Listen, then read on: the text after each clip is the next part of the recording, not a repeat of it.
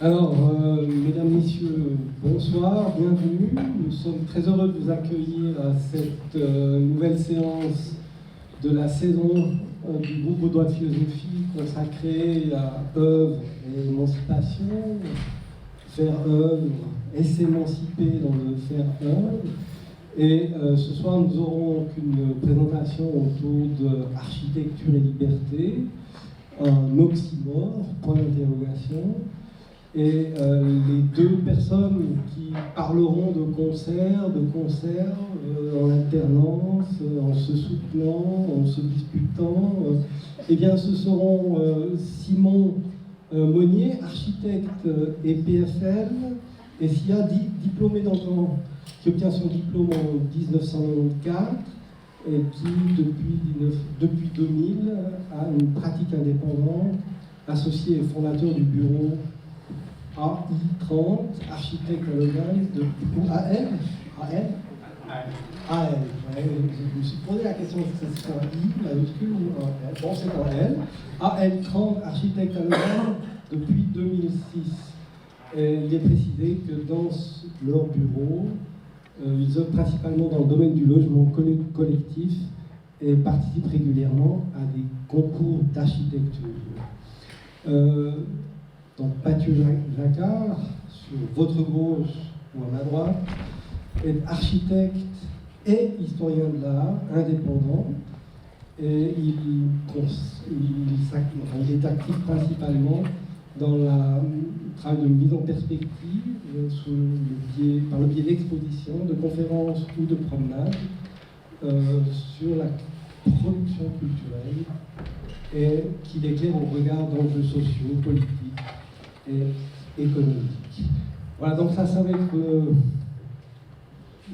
menu de ce soir. Donc, juste encore, avant de leur céder la parole, indiquer donc que la prochaine séance du groupe Vaudois aura lieu le 13 avril prochain, que nous accueillerons Antonin Vizère, ayant un doctorat en littérature, et il parlera à partir d'un thème suggéré par ce titre, je cite, « Fatigue de la fiction » à propos de la littérature non fictionnelle contemporaine, et il parlera à partir des œuvres de Alexeyevitch, Follmann et Nicole Quintane. Voilà, ça c'est donc la prochaine fois, donc ce sera une autre dimension du faire.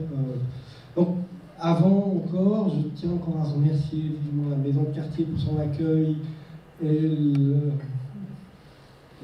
l'appui logistique qu'elle nous offre pour chacune de ces sessions, et que nous sommes donc très heureux de participer à l'animation de cette maison de quartier. Si par ailleurs vous désirez soutenir les activités de notre groupe Vaudois de philosophie, vous pouvez vous reporter à philovo.ch et sur ce site vous trouverez les indications des cotisations ou des soutiens que vous pouvez nous honorer, ainsi que les coordonnées bancaires. Donc, puisque cette association ne vit que des dons, des cotisations de cette forme de financement, eh bien, nous sommes évidemment très reconnaissants de votre soutien sous cette forme-là. Voilà. Je crois que j'ai tout dit, que j'ai rien oublié. Je vais donc pouvoir céder la parole à Simon et Mathieu. Et nous avons convenu qu'ils s'auto-organisaient dans la circulation de la parole. Vous avez à peu près une heure, 45 minutes, 45, 50 minutes, une heure, un grand maximum. Après, on vous interrompra. Et après, on lancera donc une discussion, un échange à partir de votre propos. Voilà, d'avance, nous vous remercions. C'est à vous. Bonjour, bonsoir plutôt, merci pour cette présentation. On va laisser pour l'instant la lumière, après on éteindra. Donc, d'abord, il faut qu'on se représente aussi. Notre présence ce soir est le fruit finalement d'une amitié, l'amitié que j'ai avec Marc-Antoine Anti et Michel Valli, qui sont les organisateurs de ce cycle. J'ai accepté de participer à ce cycle. C'est Marc-Antoine qui m'a demandé instamment d'amener une contribution par intérêt, par défi, par amitié en fait. Et pour se confronter à un exercice de l'exposé public qui est inhabituel pour moi, je dois dire. La théorie et l'exposé d'idées ne fait pas vraiment partie explicitement de ma pratique professionnelle. Je suis un praticien avant tout, mais cette pratique, elle est quand même sous-tendue par la critique, par le commentaire sur notre propre travail ou sur le travail des autres. Donc, il faudra être indulgent à ce titre. Dès le départ, je pensais que cette présentation devait se faire à 2 personnes. Et tout de suite, j'ai imaginé qu'il fallait quelqu'un qui soit plus justement dans le commentaire et la critique quotidienne finalement de la production d'architecture et autour des disciplines qui entourent la profession. Et j'ai tout de suite pensé à Mathieu Jacquard, parce que lui, il a en qualité d'architecte de formation, d'historien de l'art, et puis curateur, enseignant, il a différentes casquettes, accompagnateur de promenade architecturale, et je trouvais que c'était la personne idoine pour cet exercice. D'autre part, si on est deux, c'est pas par hasard. Je pense que l'architecte vit par le dialogue. C'est une profession qui n'existe pas. Qui n'existe pas individuellement. Le dialogue commence par le client, en fait, le maître de l'ouvrage, dans le jargon des architectes, sans lequel il n'y a pas d'architecture. Donc c'est un couple qu'on ne relève jamais assez. Le maître de l'ouvrage et l'architecte sont nécessaires pour faire œuvre, d'une certaine manière. Et dans ce sens, la présentation se fera aussi dans une forme de dialogue, de contrepoint avec Mathieu, qui commentera à différents moments, interviendra au fur et à mesure de la présentation. Donc, un autre point important, c'est que, contrairement à la littérature ou même aux précédentes présentations où on a vu un film, nous, on ne vous transmettra jamais l'expérience de l'architecture. On sera toujours à travers un média, que ce soit la parole, mais notre média de prédilection, c'est souvent, c'est les dessins, c'est l'image en France. C'est un support visuel, c'est pour cela qu'on va projeter et que la présentation se fera au fur des commentaires des images qu'on montrera dans cette présentation. Cette présentation, puisque l'architecture, c'est quelque chose qui doit se vivre. Et dans ce sens-là, on a choisi beaucoup d'exemples que vous pourrez par la suite peut-être aller voir, visiter, expérimenter, puisque c'est quelque chose de proche. L'architecture, c'est l'expérience du proche. Moi, je pense que c'est un métier de proximité, comme la paysannerie, d'une certaine manière. On parle toujours du local pour les métiers de la terre, mais l'architecture, pour la plupart du temps, c'est aussi cela. Et que, peut-être à cause de cela, l'expérience de l'architecture se fait d'une manière souvent et généralement distraite. J'aime bien ce terme. On le vit, mais sans être complètement conscient de ce qu'on est en train de vivre. Alors, pour commencer ce parcours d'image, je vous rapprocher un petit film qui décrit, de 40 secondes, c'est un spot publicitaire, vous verrez, qui décrit un peu le quotidien d'un architecte, et selon ce film, de ce qu'est son processus créatif. Vous imaginerez bien que c'est beau. Pas du tout ça. J'éteins ou on laisse oui, on éteint. Oula. Non, c'est pas ça. Oh, ça fait rien, le son n'est pas très important.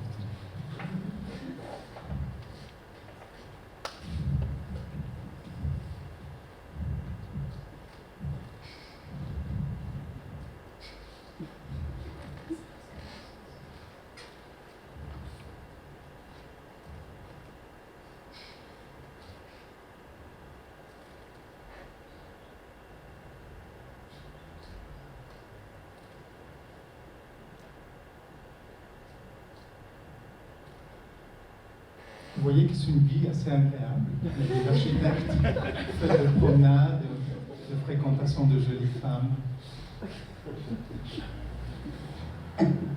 Et ça finit toujours au dernier étage de l'immeuble. Bon, c'est un spot assez drôle de 2000. On voit déjà qu'on est gagné déjà par le politiquement correct, puisque cet architecte ne fume pas. Il utilise juste son paquet pour mettre des cailloux, ce qui est bilingue au travers de sa promenade. Donc, évidemment, on peut rallumer la lumière, une lumière plus que je puisse un peu voir. Évidemment, ce spot est aux antipodes finalement de ce qu'est la pratique de l'architecte, qui est beaucoup plus ennuyeuse et qui se déroule souvent dans un ton très long.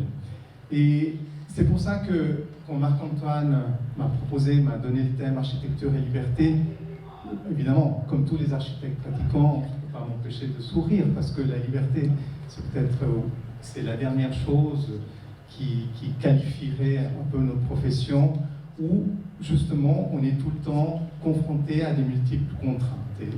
Et les contraintes sont des fois très triviales. Ça commence des contraintes physiques comme tout simplement la gravité terrestre, ou toutes les contraintes, l'échelle humaine tout simplement, ou la matière et l'argent, la dimension économique. Donc je ne peux pas vous faire la liste de toutes les contraintes auxquelles on est confronté. Et d'ailleurs, à travers l'histoire, un petit rappel, depuis l'Antiquité, on a essayé de synthétiser finalement les différentes dimensions auxquelles l'architecture devrait répondre.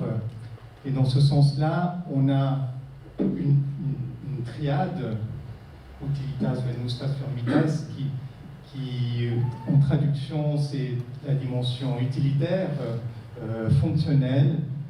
Firmitas, c'est sa dimension constructive, en fait, statique de l'architecture, venustas qui serait la quête de la beauté, et une forme d'humanisme aussi peut-être. Et nous, pendant les études, on avait une autre triade, ça s'appelait homme, technique, environnement. Et puis aujourd'hui, à l'EPFL, quand on va sur le portail de la faculté, on trouve une autre triade, qui est plus énigmatique peut-être, changement climatique, digitalisation, urbanisation. Mais au fond, peut-être ce qui relie toutes ces volontés de synthèse, c'est finalement on est toujours face à une complexité.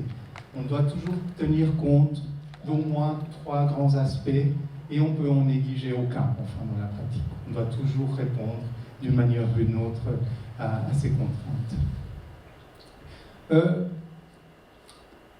On voulait vous exposer à travers 2 ou 3 exemples pour comprendre, nous aussi comprendre, comment alors du coup les architectes réagissent à ces différentes dimensions à travers un petit parcours dans l'histoire, avec un moment particulier, celui de l'avènement de la modernité, qui est intéressant parce que la réaction, on pourrait dire que l'architecte travaille souvent en réaction à un environnement, à des demandes.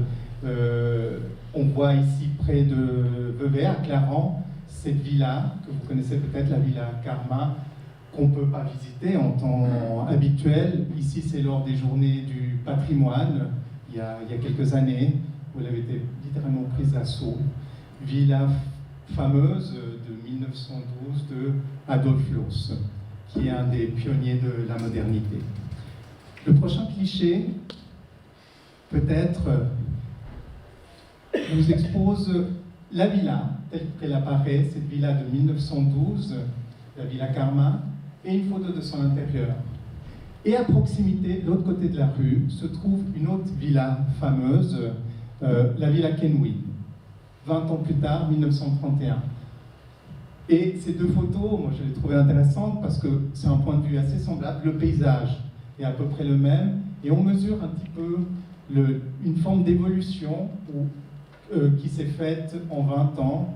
D'un côté, une architecture qui, en apparence, en façade, commence à se dépouiller de toutes sortes d'ornements, on dirait Adolf Loos, qui est sobre, Mais à l'intérieur, par contre, qui est encore empreint de matérialité, où il y a une expression du sol, du plafond, à travers des matériaux nobles, en particulier puisque c'est une villa de maître, et dessous, où on est gagné par une esthétique industrielle, en quelque sorte, mais aussi, surtout, une forme d'abstraction, finalement, de la matière, où on ne parle plus de matériaux, c'est des couleurs, le rapport au paysage est aussi tout à fait différent.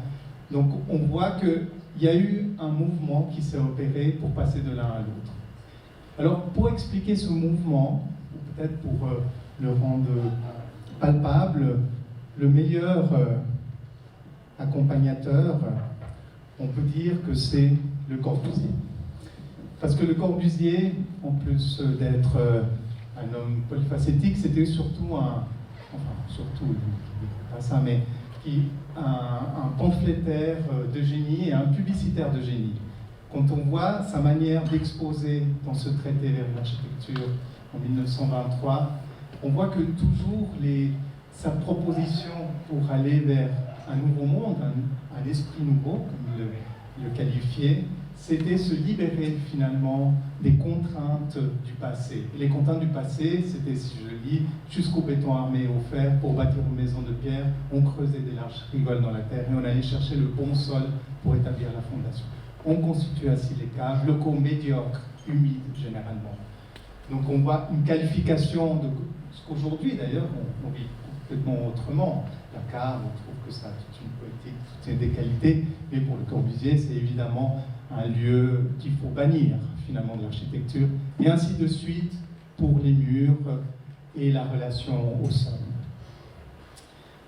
Si on passe, peut-être on trouve une villa fameuse du Corbusier proche de Paris, qui est une forme de quintessence de ces théories établies à travers les années 20, la Villa Savoie, où on trouve tous les points qu'il expose, avec notamment ce rapport au sol, à la nature très particulier, distant, mais dans un cadre de verdure. Et puis maintenant, je vais céder la parole à Mathieu, qui va nous faire un contrepoids, je trouve intéressant par rapport à ça. En fait, donc effectivement, nous on a procédé un peu par ping-pong, en fait, c'est-à-dire que Simon a amené une série de références comme ça, puis moi j'ai rebondi à partir de là, et quand j'ai vu cette image, j'ai dit ah oui, c'est intéressant parce que souvent je l'utilise quand je dois parler un petit peu de l'évolution de l'architecture et à quel point il peut y avoir des changements un petit peu radicaux comme ça. Hein. Il faut voir que vraiment, comme dit Simon, le Corbusier, à partir des années 20, tout d'un coup, ça devient une référence internationale, et puis petit à petit commence à dominer comme ça le monde de l'architecture, et puis se met en place ce qu'on va appeler ce mouvement de l'architecture internationale, où on reprend voilà, ces recettes établies par Le Corbusier, les 5 points de l'architecture moderne. Donc voilà, c'est vraiment un classique. Voilà, ici on a quoi? Les pilotis qui permettent d'assainir la maison, qui est plus humide du fait qu'elle est cette fois-ci en dessus du sol. Il y a le toit terrasse qui sert de solarium, il y a la fenêtre en longueur qui permet d'amener de la lumière dans le bâtiment, le plan libre, la façade libre, c'est-à-dire une manière de penser les choses qui permet d'être aussi rationnel que possible, c'est-à-dire de ne pas avoir des gros murs comme ça qui condamnent un petit peu la manière dont on utilise ces espaces, mais vraiment d'être très précis. On a une structure porteuse qui est vraiment constituée par des points qui est ponctueux. Puis, donc au début, voilà, le Corbusier, comme l'ensemble du mouvement moderne, est marginal, et puis petit à petit il va s'imposer en fait. Et puis au moment où finalement l'architecture moderne triomphe, eh bien, on a une nouvelle scène qui se met en place, et puis qui fait évidemment exactement l'inverse. Ça, c'est une maison de Robert Venturi de 1964, et puis il n'y a pas de hasard, quand le Corbusier il meurt en 1965, l'année d'après, et on voit que Venturi, il ne va pas mort à cause de ça, mais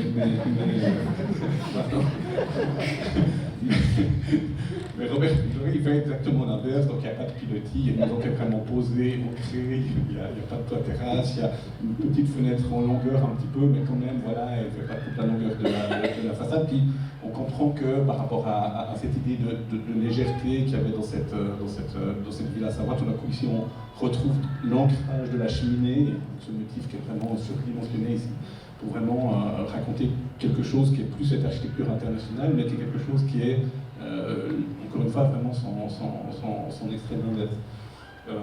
Donc c'est intéressant par rapport à cette question de la liberté, quoi, comment ça se fait que tout d'un coup, pendant des dizaines et des dizaines d'années, il y a un modèle comme ça qui s'est imposé dans l'architecture occidentale, disons, et puis comment tout d'un coup, il y a un mouvement qui prend vraiment le contre-pied exact, et là je pense que ça sera intéressant de discuter avec des personnes qui sont du monde de la philosophie, parce qu'il y a cette concomitance entre le postmodernisme au niveau architectural, tout ce mouvement qui commence à partir du milieu des années 60, on va l'appeler postmodernisme dans l'architecture, et c'est le moment où aussi dans la philosophie se développe un mouvement du même nom. Il y a beaucoup d'interactions entre la pensée philosophique et puis l'architecture. Peut-être juste un petit commentaire pour vous situer.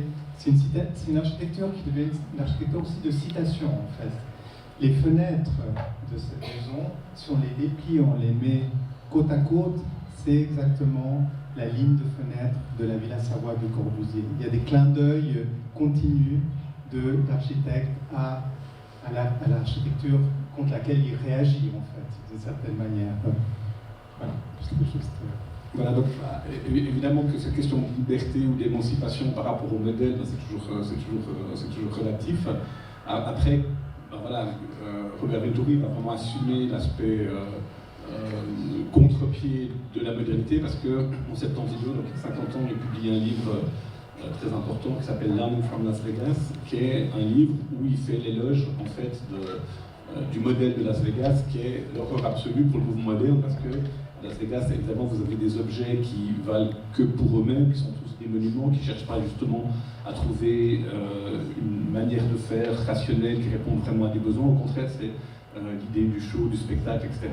Et puis c'est intéressant parce que Venturi, lui, va recevoir le Pritzker Prize en 1991. Vous avez peut-être vu que le Pritzker Prize 2022 vient d'être attribué à Francis Diebédo-Quéré. Le Pritzker Prize est considéré comme le prix Nobel de l'architecture. Et c'est intéressant de dire qu'en 1991, Venturi reçoit le prix Nobel de l'architecture sans Denise Scott Brown, qui est la femme avec laquelle il avait fait tous ses travaux importants. En fait. Donc, là aussi, l'architecture, faut dire, c'est encore maintenant un univers très masculin. Et par exemple, des figures comme Loos et Le Corbusier, depuis quelques années, font l'objet d'une critique, pas seulement par rapport à des enjeux justement architecturaux, mais aussi par rapport à des enjeux sociaux, qui est vraiment intéressante et importante. Par rapport à cette idée de la liberté que Venturi prend tout d'un coup de dire, ah ben voilà, cette architecture elle s'est imposée internationalement, ben, moi et d'autres, hein, c'est pas que Venturi, tout d'un coup on la considère en fait comme trop abstrait, justement, trop désincarné, manquant de poésie, manquant justement d'une dimension un petit peu humaine, un petit peu spécifique justement par rapport à chaque projet, par rapport à chaque élément en fait. Donc Venturi il commence à raconter une histoire, et la question de la citation, qui peut même se plonger dans l'histoire de l'architecture moderne au-delà. Donc il y a tout d'un coup cette liberté que prend Venturi, les architectes que prennent Venturi, les architectes de sa génération, de prendre le contre-pied. C'est aussi intéressant de voir une autre forme de liberté. Et puis là, c'est un bâtiment que vous connaissez peut-être, Tchoumi à Nestlé. John Tchoumi prend peut-être cette liberté justement de ne pas choisir son camp en quelque sorte, c'est-à-dire qu'il y a à la fois des éléments que on peut rapprocher des théories de Le Corbusier. On voit bien ici, par rapport à Nestlé, on a les pilotis, on a la façade libre, enfin on a vraiment les 5 points d'architecture qui sont là, mais en même temps, il y a quelque chose dans l'attention à la spécificité du site, il y a quelque chose dans tout d'un coup une dimension un peu sculpturale de ces pilotis qui va vers cette autre manière de penser l'architecture qui est peut-être plus organique, justement moins purement rationnelle. Et puis là on a des bâtiments qui sont vraiment voisins par rapport au travail de Jean Tchoumi, l'Ola des Cèdres, ou bien la Vaudoise Assurance, où vraiment, si on voit juste les façades, on peut penser à quelque chose qui est purement moderniste au sens d'une standardisation comme ça des éléments. Mais quand on est sur place et qu'on voit le rapport qu'il y a aux arbres, qu'on voit que le rapport qu'il y a au parc dans lequel le bâtiment s'intègre, on voit qu'il y a cette sensibilité à un lieu très spécifique. Et ça intéressant de voir, voilà, il y a ces trois positions en quelque sorte, cette position ultra-rationnelle de Le Corbusier, cette position ensuite qui est plus attentive aux spécificités d'un site, d'une histoire qu'on va avoir avec le postmodernisme, qui est une sorte d'entre-deux qu'on a avec Tchoumi. Et ça m'a fait penser à une phrase, c'était intéressant peut-être de la convoquer ici, qui ramène justement à la philosophie de Nietzsche, qui parle justement de cette relation entre Apollon et Dionysos, l'idée de la rationalité versus celle de l'instinct, de la création particulière. Je lis cette phrase: nous aurons fait en esthétique un progrès décisif, pour nous aurons compris, non comme une vue de la raison, mais avec l'immédiate certitude de l'intuition, que l'évolution de l'art est liée au dualisme, de l'aponymisme et du dionysisme, comme la génération est liée à la dualité des sexes, à leur lutte continuelle de couper l'accord provisoire. Moi, quand j'enseigne l'histoire de l'architecture, j'utilise souvent cette référence parce qu'elle marche très bien, elle permet évidemment de caricaturer, de simplifier, mais il y a l'architecture romane qui est très rationnelle, et puis le gothique c'est plus l'événement, et puis ensuite arrive la Renaissance, le nouveau rationnel, puis ensuite le baroque. Il y a ce jeu-là comme ça qu'on retrouve dans l'architecture comme dans les autres formes de création.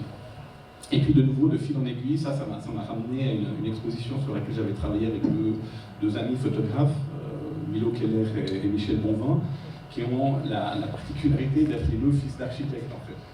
Et les deux sont fils d'architectes, mais font de la photographie.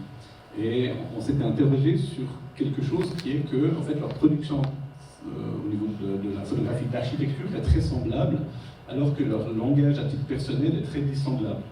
Donc on avait monté une exposition, on avait pris une série de photos pour un petit peu raconter ce qu'on voulait dire, parce que, et là ça ramène à cette question de la liberté dans le monde de l'architecture, il y a cette idée un petit peu de la tyrannie des images préconçues, des images que tout d'un coup un client va avoir en tête quand elle va voir un bureau d'architecte, mais même dans la scène architecturale elle-même, en fait, il y a des canaux de prescription, comme les revues d'architecture par exemple, qui tout d'un coup font que les architectes se restreignent beaucoup par rapport aux imaginaires convoqués pour répondre à une demande.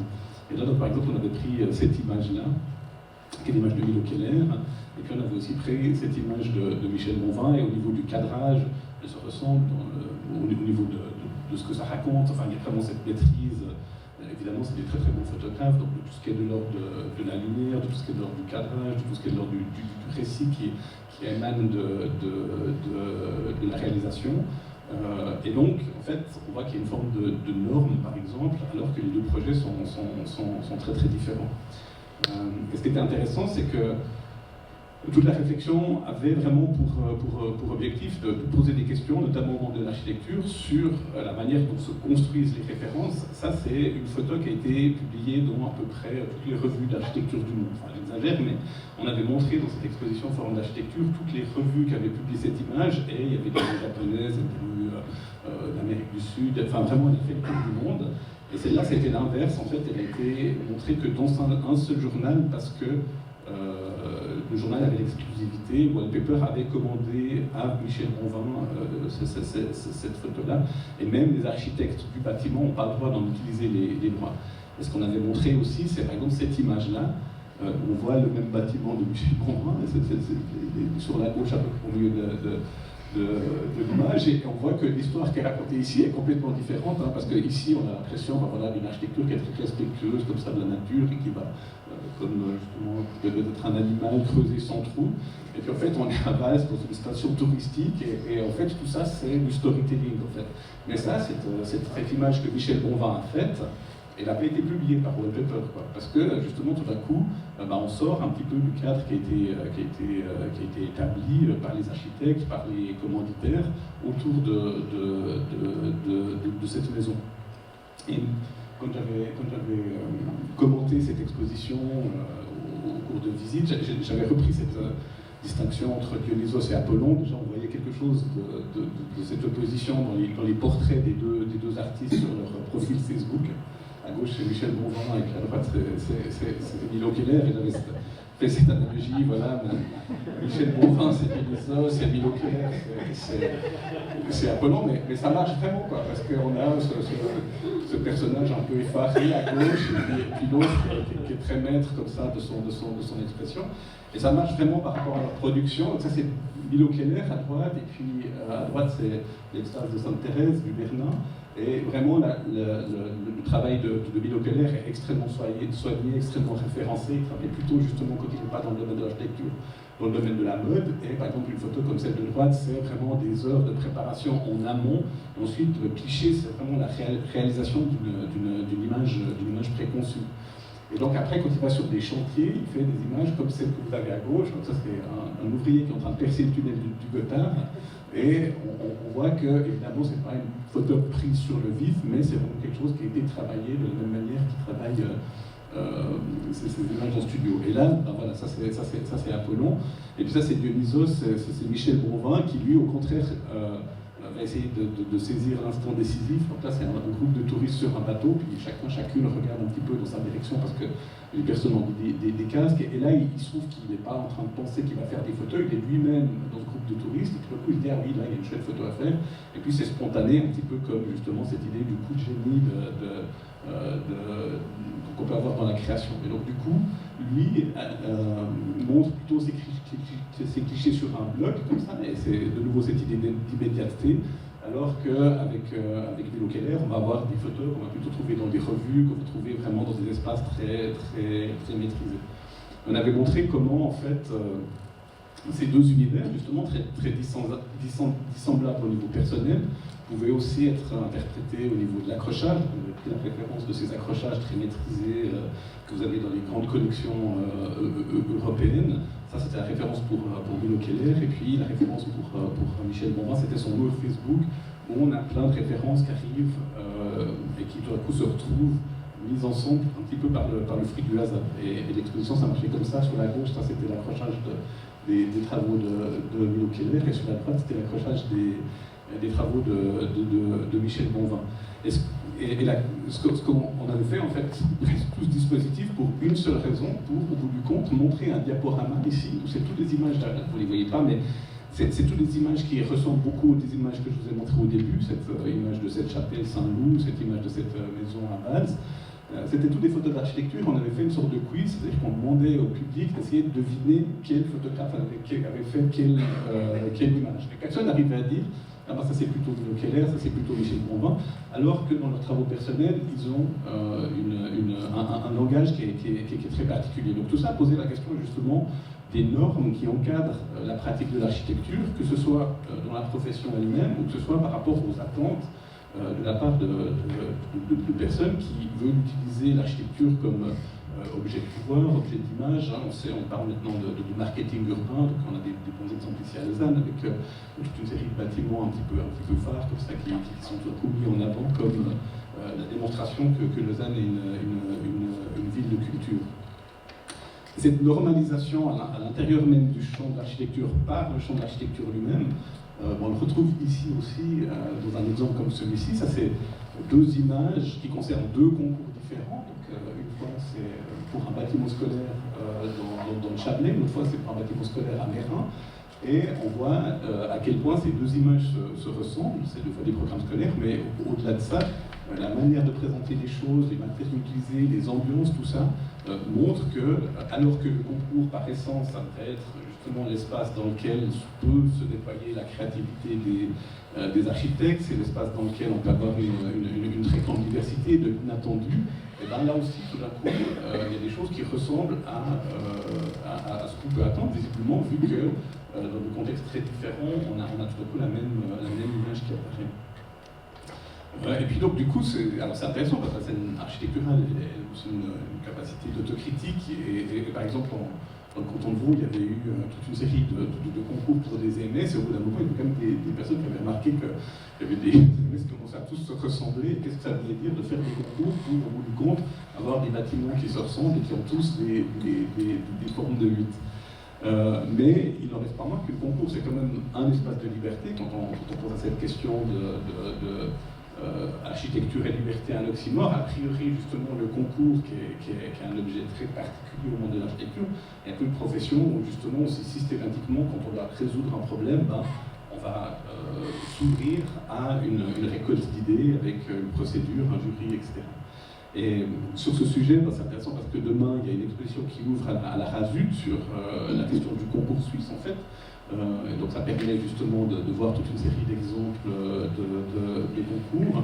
Et puis on s'est dit voilà, qu'il y avait toute une série de compétitions un petit peu emblématiques qui avaient eu lieu ces dernières années, qui concernaient notamment Lausanne, et que ce serait un bon point d'appui pour entrer dans la discussion par rapport à cette question de liberté effective ou pas qu'on a dans le concours, dans le monde de l'architecture.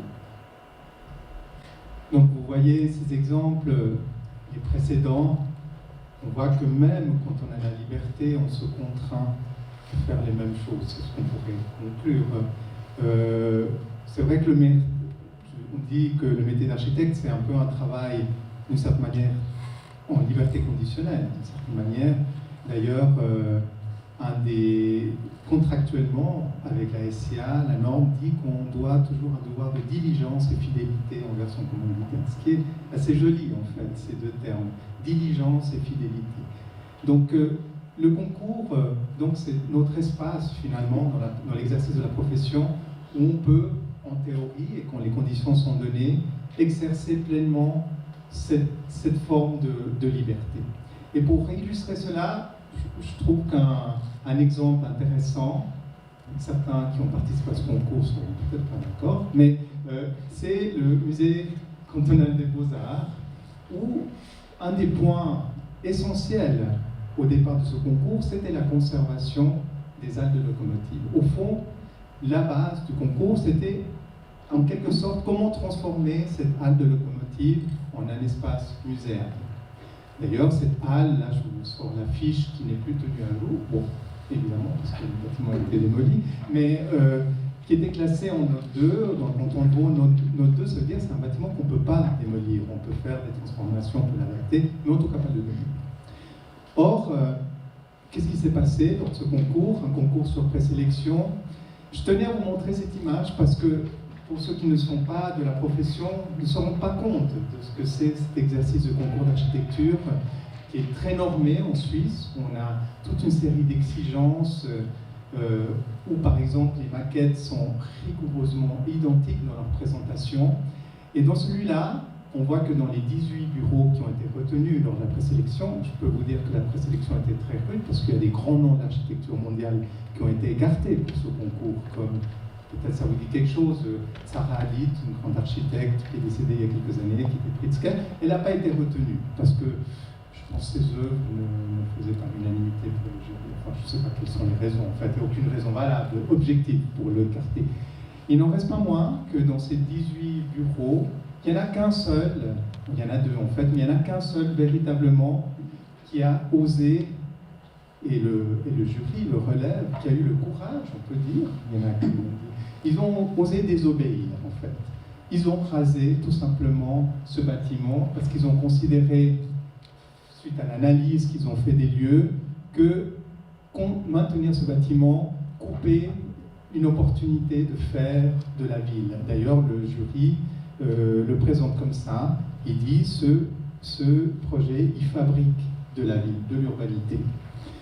Et c'est vrai que je pense qu'il fallait avoir un regard parfaitement décomplexé et à quelque part n'avoir rien à perdre, de venir avec une proposition qui finalement, d'un geste, c'est celui que j'ai encadré, que vous connaissez tous d'ailleurs maintenant, fait fi de la contrainte principale de ce concours. Et moi, je trouve que c'est justement là le courage aussi du commanditaire d'oser faire fi de la principale en fait, finalement, contrainte qu'ils ont mis. Même le thème du concours a été détourné d'une certaine manière, puisqu'il ne s'agit plus de transformer un bâtiment, mais de créer un nouvel espace de ville. Alors d'ailleurs, l'image que vous voyez qui a été présentée lors du concours, elle est plutôt austère. Hein. Ce n'est pas tellement l'ambiance qui a conquis, j'imagine, le jury, en tout cas le jury non professionnel, mais les opportunités qui s'ouvraient suite à cette intervention. D'une certaine manière, le protagoniste n'est pas tant le bâtiment, en l'occurrence, que les espaces ou les possibilités, le potentiel d'espace qui s'ouvrait avec cette intervention. Alors oui, j'ai mis, c'est intéressant de confronter le deuxième prix, qui est un bureau très connu, enfin pas des non-professionnels, mais qui a fait un projet, bon, moi, je ne l'ai pas analysé, je ne le comprends pas forcément très bien, mais on voit bien que c'est toute une autre thématique qui a été développée, et puis il y en a d'autres qui évidemment, bon, la plupart ont gardé, enfin tous ont gardé, et se sont un peu cassé les dents à résoudre une situation inextricable, qui finalement trouvait, en tout cas aux yeux du jury, il faut dire que le président du jury de ce concours, c'est l'architecte David Chipperfield, que vous avez certainement entendu nommer, qui a récemment fini l'extension du Kunstmuseum à Zurich, qui a fait vivre les musées à Berlin, qui est une des figures les plus respectées de la profession. On s'est dit, on va aussi montrer ce Parlement, parce que c'est aussi un concours, il aussi fait parler de lui. Parce que de nouveau, ça pose cette question de la liberté. A priori, justement, le concours, c'est un espace de liberté avec un jury qui va justement, alors, des fois peut-être pondérer, y compris les critères qui avaient été donnés au départ, comme l'a dit Simon par rapport au musée cantonal des Beaux-Arts. Au départ, la liberté n'allait pas jusqu'à pouvoir détruire un bâtiment existant, et puis finalement, le jury dit oui, alors on peut offrir cet espace de liberté parce que finalement, la proposition des architectes est suffisamment convaincante.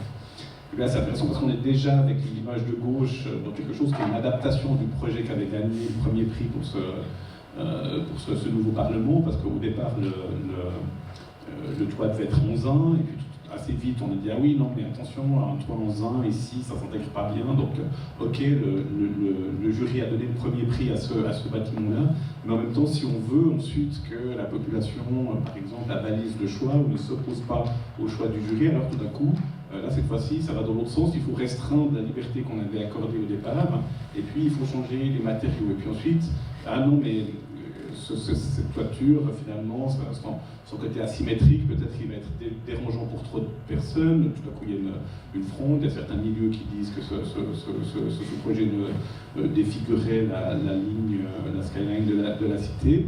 Et puis donc le politique, enfin, je pense que vous avez suivi cette histoire, tout d'un coup dit ah oui, on va demander aux architectes d'amender leur projet.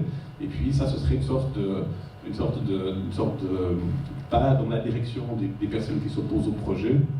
Et on va demander un toit géométrique plutôt qu'un le toit symétrique qui avait été pensé au départ. Et si on montre ça, c'est pour faire un contrepoint à un autre duo d'images où en fait on voit comment les architectes ont finalement utilisé un autre espace de liberté, c'est-à-dire que par rapport à ce qui était visible, en quelque sorte, là tout d'un coup ils ont dû restreindre, je ne sais pas leurs ambitions, mais en tout cas le lien qu'il y avait entre leur projet, disons, et puis ce qui a été réalisé au bout du compte.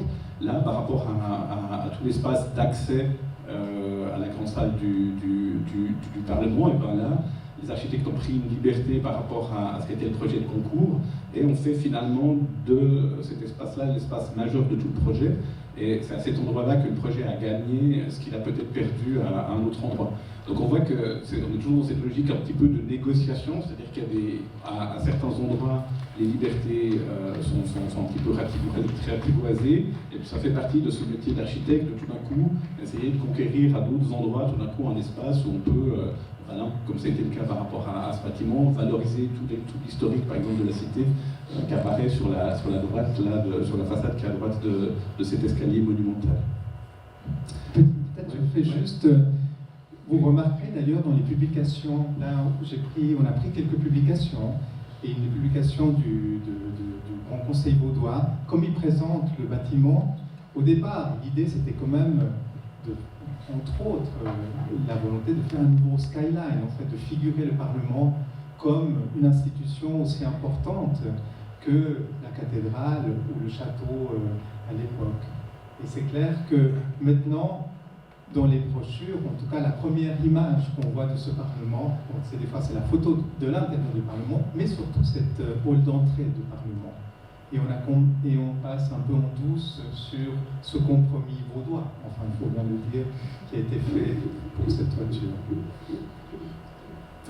Ça, c'est aussi un concours qui est intéressant par rapport à cette question de la liberté et puis aussi justement sur la manière dont on conçoit le métier d'architecte. Donc là, on a une situation un petit peu inverse par rapport à celle de musée cantonal des Beaux-Arts. Sur la gauche, vous avez une tour et il n'était pas forcément question de garder cette tour en fait.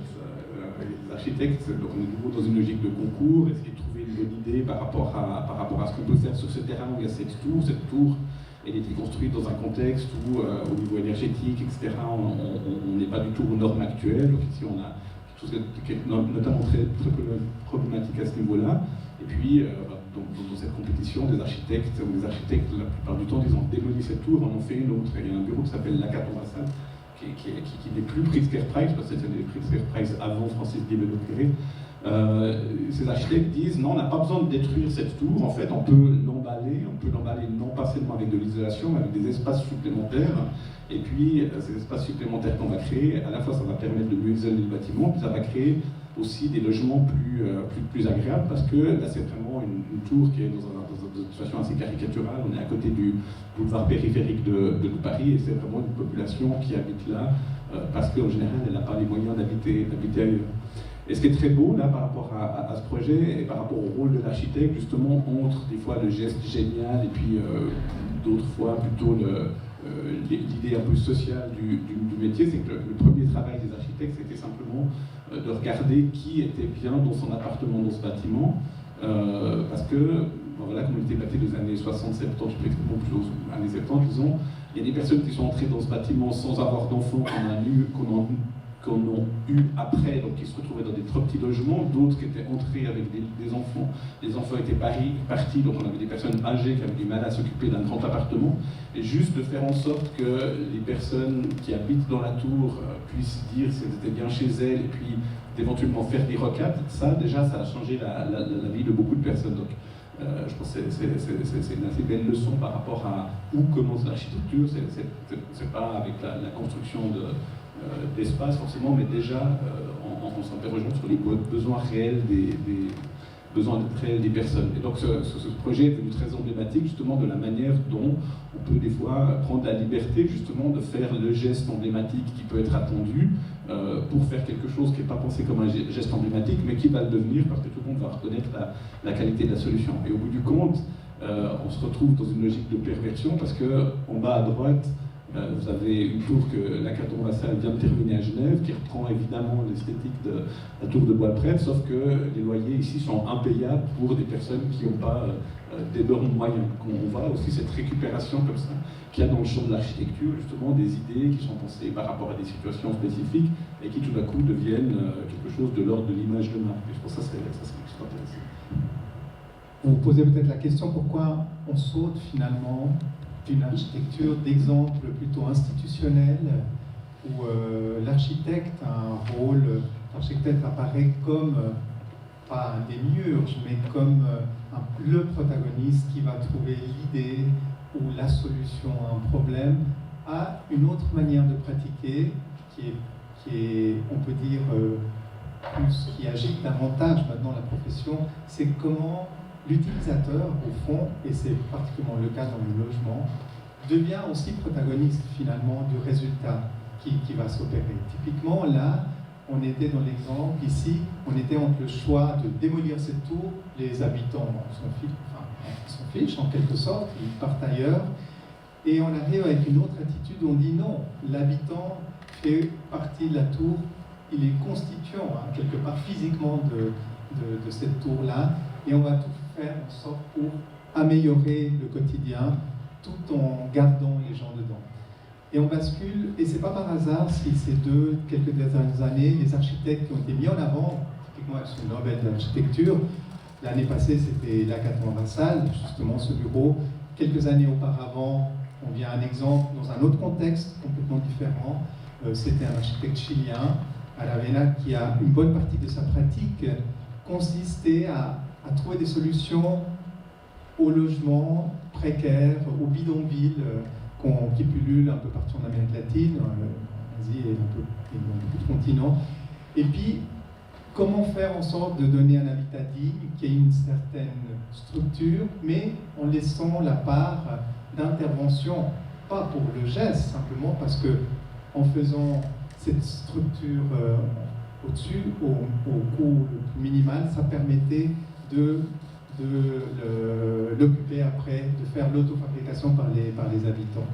Et on trouve des expériences en Suisse, en fait, de même ordre, un petit peu, c'est naissant, et c'est un peu une interrogation, comment, surtout en Suisse où le terrain est si cher, où le prix de la construction est le plus élevé au monde, et il y a des esquisses de solutions qui se dessinent à Bâle notamment, où on voit, à la photo de gauche, où on remet un logement nu pratiquement. C'est qu'une structure avec un embryon de salle de bain, enfin pas de mur.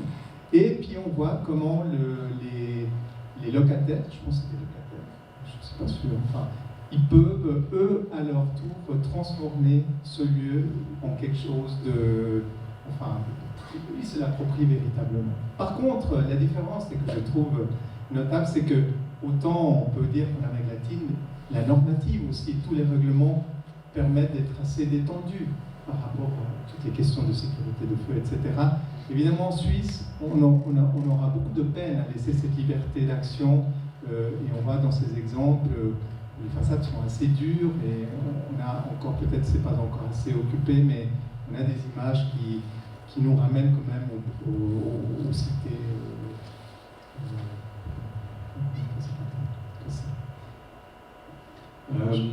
On a encore deux exemples, un zurichois, je le vois, parce que voilà, ce qui est intéressant, de nouveau, il y a ce jeu, en fait, l'architecture, elle est toujours fruit de son contexte, en fait. Après, il y a aussi des situations où c'est le monde de l'architecture qui peut avoir une influence sur la société, disons, c'est comme dans beaucoup de domaines, c'est cette dialectique là, comme ça qui fait évoluer les choses. Et par exemple, voilà, Zurich, c'est une ville où il y a beaucoup de coopératives d'habitation qui se sont développées. Pourquoi les coopératives d'habitation se développent? C'est aussi parce qu'il y a une pensée par rapport au fonctionnement social qui a évolué en disant ok, l'habitat individuel, c'est pas forcément la panacée, donc comment on arrive à s'organiser pour développer d'autres modèles. Et puis, de fil en aiguille, tout à coup, maintenant, on commence à avoir des typologies assez novatrices, avec aussi cette volonté, justement, des autorités publiques de créer une forme de laboratoire, d'avoir des endroits dans la ville où, tout à coup, on va pas tellement d'abord établir un règlement et ensuite proposer aux architectes de créer quelque chose dans ce cadre, soit avec des situations où on a un petit peu une sorte de carte blanche, et puis on va travailler alors, de manière justement un peu horizontale entre les personnes qui vont financer, des personnes qui investissent, des personnes qui vont construire, des personnes qui vont amener de l'expertise par rapport à des enjeux comme par exemple le développement durable ou autre. Et puis on voit ici des images d'un quartier qui s'appelle Mehrheitswohnen, qui a été développé justement à partir de cette occasion qui était le centenaire de la naissance des coopératives d'habitation. Les coopératives d'habitation sont nées au début du XXe siècle à Zurich. Début du XXe, il y avait cette idée de réinventer la coopérative, et sur la droite, on voit tout d'un coup des plans, un plan là, justement qui ne ressemble pas au plan qu'on a l'habitude de voir par rapport au logement, parce que tout d'un coup, la répartition des personnes à l'intérieur d'un noyau, c'est pas forcément un couple avec 2 enfants, mais tout d'un coup, il y a d'autres scénarios qui commencent à pouvoir être établis. On voit tout d'un coup que voilà, cette manière de penser la structure familiale, par exemple, elle est repensée dans la société d'une manière générale, elle est repensée dans le domaine de l'architecture, et les deux choses s'influencent mutuellement. Peut-être juste un dernier commentaire par rapport à cet exemple-là. Évidemment, ça c'est un exemple à Zurich qui est assez exceptionnel et qui font pâlir d'envie tous les architectes romans, parce que ça présuppose des conditions cadres pour faire ça qui sont inhabituelles en fait. Si vous regardez, ne serait-ce que cette image de cage d'escalier, c'est une générosité des espaces, une complexité aussi acceptée qui n'est pas courante en fait. C'est tout un promoteur immobilier dirait c'est toute la place perdue pour faire du logement. Donc des surfaces qu'on ne peut pas valoriser, comme pour reprendre le langage habituel. Et cette contrainte-là, bon, pour vous ça peut paraître anecdotique, mais c'est une contrainte principale, en tout cas dans le domaine du logement, souvent, c'est s'il n'y a pas une forme d'ouverture et de considérer cette question du logement autrement, c'est impossible d'arriver à des résultats comme celui-ci. Peut-être pour finir quand même sur une note positive d'expérience genevoise, à l'occurrence, que moi je trouve assez réussie encore, où on a poussé l'expérimentation. Alors là, on était d'une radicalité absolue sur les domaines de l'écologie, de la participation, avec un résultat qui marche assez bien, je trouve, quand on voit l'image de droite, qui n'est pas une image de synthèse, où on voit que, à l'occurrence, une structure assez rigide permet une appropriation qui donne une forme de vie, en fait. En tout cas, on sent que chacun a pu s'approprier ces espaces tout en menant une expérimentation constructive à tous les niveaux. Puis on finit peut-être avec l'image qui... Alors c'est peut-être l'avenir de l'architecture. Non, je ne pense pas, mais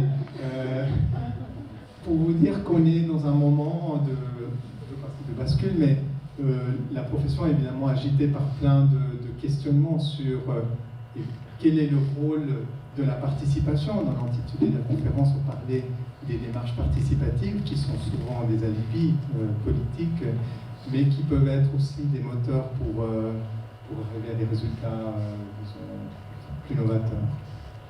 On aimait bien cette image aussi parce que c'est un clin d'œil à la conférence que Emmanuel Lanty avait faite, où elle parlait de Karen Dalton en fait, et il y avait des très belles images de la maison où cette musicienne a habité. Enfin, il y avait surtout des images de cette maison qui n'existait plus, qui avait juste laissé sa trace au sol.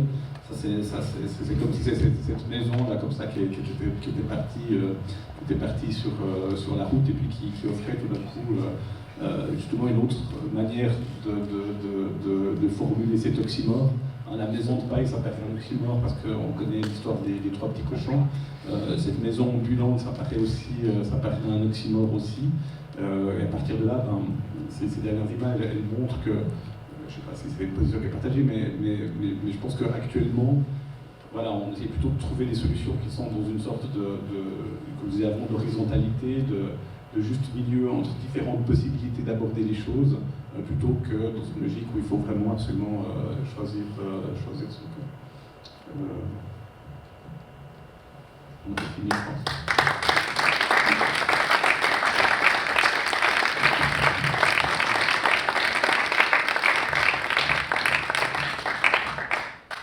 Merci Mathieu, merci Simon pour cet exposé. Donc on a un moment là pour discuter, mais évidemment il faut des conditions cadres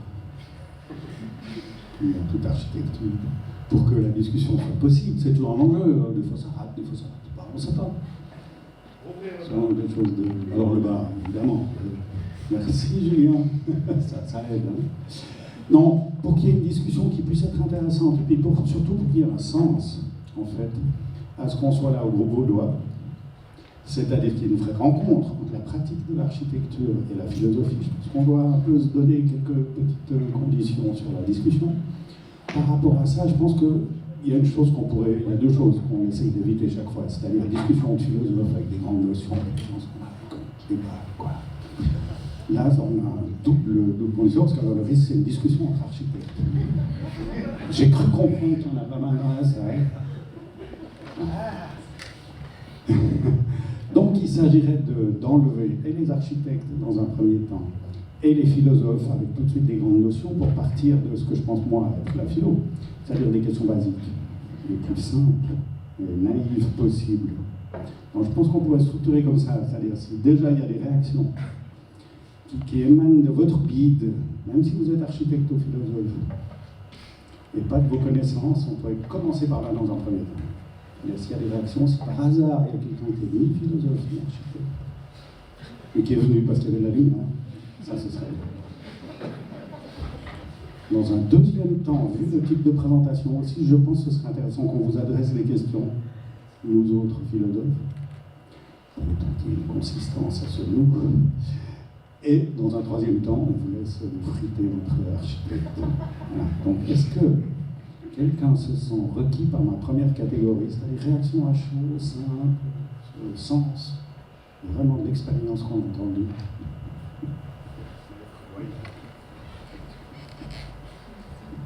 Alors effectivement, moi j'accompagne une architecte et je ne suis pas non plus philosophe. Et quand j'ai vu le titre en fait de la conférence, je me suis demandé mais pourquoi parle-t-on de liberté et d'architecture? Ça n'a aucun sens. Parce que pour moi, l'architecture c'est mettre des boîtes avec des gens dans des boîtes, avec des contraintes physiques que vous avez décrites. Donc on les accroche au sol et c'est exactement le contraire pour moi de la liberté. Donc j'étais très curieuse de voir comment vous avez construit votre discours pour amener de la liberté, mais je ne suis toujours pas du tout convaincue en fait. Donc voilà mes premières réactions. On en attend une autre peut-être? On va essayer de les mettre en boîte.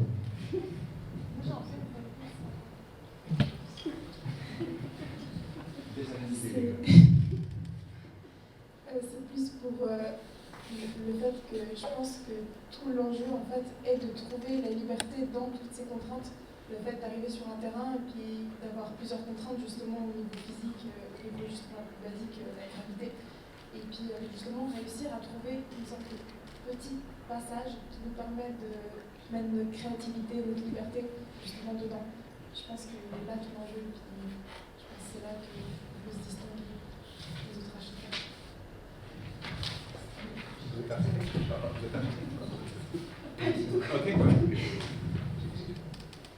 C'est un contrepoint. Donc on va mais dans le même sens, court.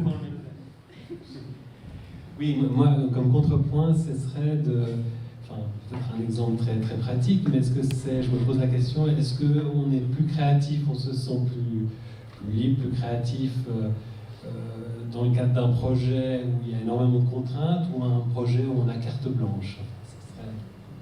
C'est un peu dans le même optique. Bon, répondez là. Alors, Vous êtes mis en demeure. je ne peux pas répondre pour tous les architectes, il y en a plein qui pourraient commenter aussi. Mais non, je pense que plus il y a de contraintes, plus c'est intéressant, en fait. Les solutions innovatives, intéressantes, viennent de la contrainte. D'ailleurs, nous, on l'expérimente. Au début, je vous ai dit, on était surtout actifs dans l'architecture du logement, le plus commun, en fait. On pourrait dire vulgairement le tout venant de l'architecture. Et on est confronté à deux sortes de clients. On a aussi eu des clients par le biais de concours, mais on travaille aussi avec la promotion immobilière. Alors pour certains, on est des vendus, évidemment, mais ce qui est intéressant, c'est un peu quel type de projet la promotion immobilière nous amène. Et c'est toujours les projets où il y a beaucoup de contraintes, où vraiment ils ne savent pas plus comment s'en sortir, parce que la pire banalité, vous voyez, c'est souvent dans les banlieues, terrain plat, aucune contrainte.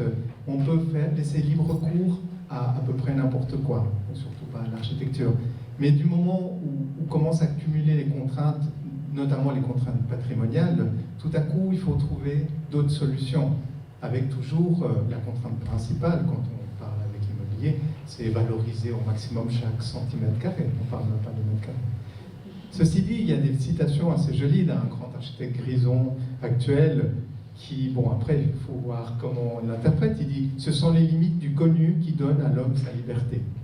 J'aime bien ce genre de... Ou alors, lui, il voit sa posture d'architecte comme confronté à quelque chose d'inattendu. L'architecture devient un partenaire qui se transforme et qui les transforme et qui leur fait découvrir d'autres aspects d'eux-mêmes. Alors c'est peut-être ça une dimension peut-être ambitieuse qu'on peut avoir, c'est à travers l'architecture peut-être découvrir d'autres dimensions du monde en fait qu'on vit. On a dit à la fin la troisième catégorie. Après je laisse répondre ceux qui ricanent. C'est encore une réaction à chaud dans un premier temps.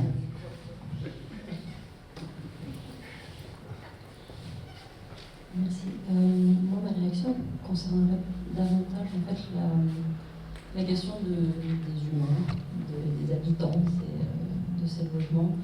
Et on a vu un exemple que j'ai trouvé super intéressant de la prise en compte justement de ces personnes qui investissent ces lieux, qui sont quand même, à mon avis, à mon sens, essentiels dans la pensée de ces espaces. Et je me disais, dans cette façon d'envisager l'architecture sous forme de concours, un peu pensée par des élites, qui fait que finalement, systématiquement, la population qui investit ces lieux est presque exclue de cette pensée de l'architecture. C'est parfois les citadins, les gens qui côtoient ces espaces, qui ne sont absolument pas pris en compte dans cette pensée. Est-ce qu'ils ont envie d'avoir ce type d'architecture à côté de chez eux? Et en fait, j'ai un parallèle comme ça qui me vient à l'esprit, c'est en linguistique où l'Académie française est finalement une élite qui pense le langage, qui est utilisé par le commun des mortels, et qui finalement, il y a toujours une tension comme ça entre l'utilisateur et puis l'élite qui pense pour la personne qui utilise soit le langage, soit l'espace conçu. Alors c'est pas vraiment une question, c'est plus un parallèle. Excellente question. Je rajoute mon grain de sel, comme ça j'introduis la deuxième rangée. Non, c'est magnifique, j'allais réagir exactement sur la même chose. Parce qu'on sent à vous écouter qu'il y a quelque chose comme une fonction, pas démiurgique, mais quand même assez ingénieur de l'architecte qui est là, il y a des problèmes, il fait des projets, il y a des concours, c'est super, quoi. La liberté de l'architecte par rapport à des contraintes, waouh, quelle excitation.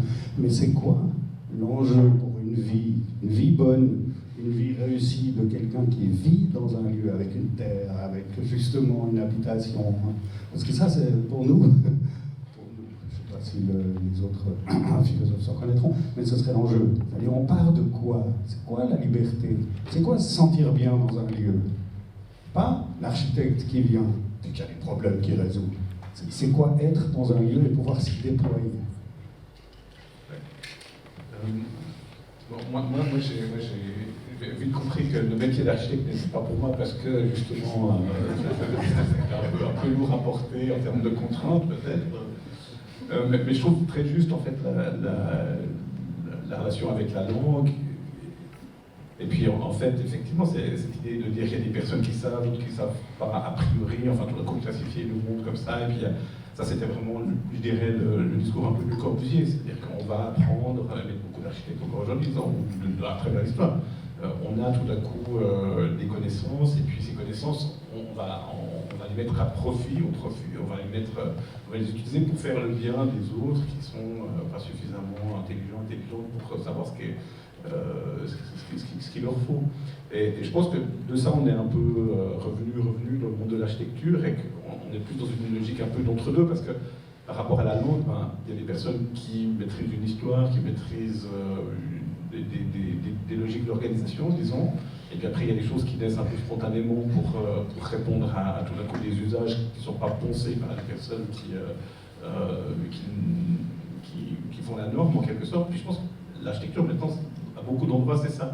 C'est cette idée de participation, mais qui ne peut pas être non plus simplement chaque personne arrive avec son idée, puis après on essaie de faire un grand collage où chaque personne va plus ou moins retrouver une partie de son idée, parce que ça ne va pas avoir de forme non plus. Et je pense que, j'en sais rien, je ne suis pas spécialiste, mais a priori, vraiment, les choses sont à trouver dans cet équilibre entre effectivement cette question, mais à laquelle aucun architecte peut répondre pour d'autres personnes. Qu'est-ce qui fait qu'on est bien dans un endroit?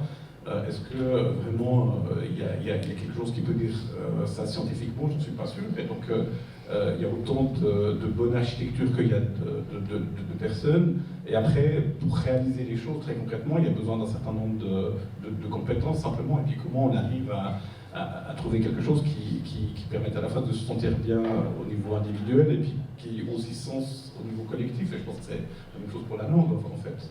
L'analogie là, c'est super. Merci. Le deuxième rang a commencé grâce à madame. Il y a Thierry qui veut intervenir, et puis Mylène. T'es encore dans le premier tour?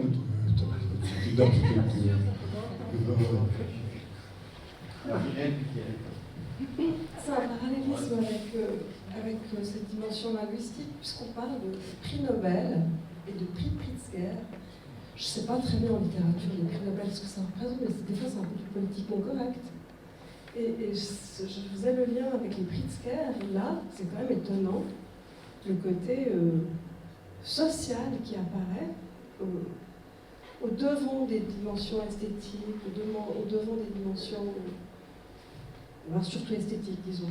C'est plus des architectes qui sont primés, c'est des personnalités sociales qui prennent en compte des problématiques sociales, des problématiques de durabilité. Donc voilà, c'est parallèle aussi dans ce sens-là, par rapport au prix, et puis par rapport aux effets que ça a sur la littérature en général. Qu'est-ce que ça fait un prix Nobel par rapport à ce qu'on lit, à ce qui est publié, puis qu'est-ce que ça fait un prix Pritzker par rapport à la profession, puis à l'influence que ça peut avoir sur la prise en compte de la profession, de ce qui est primé. Je vais peut-être dire une chose là-dessus. En fait, moi j'ai eu l'occasion une fois d'échanger avec Amina Caton, qui a créé l'esprit Pritzker, et puis je l'avais demandé, elle c'est super avec votre, parce qu'elle l'a reçu, enfin son bureau a reçu le prix Pritzker, notamment pour des opérations comme cette tour de bois de prêtre, et puis je l'avais dit, c'est super avec le Pritzker, sûrement maintenant qu'il y a plein de personnes qui au niveau politique ont été sensibilisées à votre manière de faire, puis elle m'a dit non. Au niveau politique, ça n'a rien bougé du tout, en fait. Et ce qui est curieux, c'est que le Pritzker, ça lui a servi à avoir tout d'un coup des commandes, comme pour cette tour, qui ne s'adresse pas du tout au public. Donc il y a quand même cette logique de récupération aussi qui arrive très vite, en fait. Et c'est très compliqué, en fait, de savoir dans quelle mesure on est toujours dans cette logique de dire,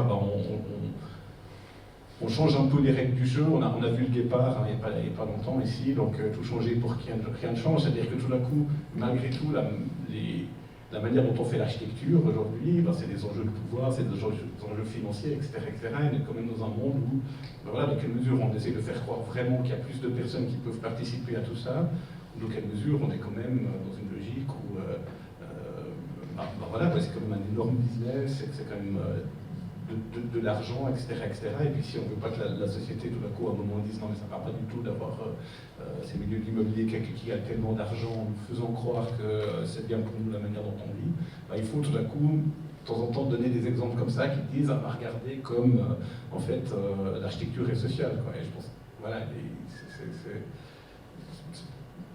c'est pas si simple que ça.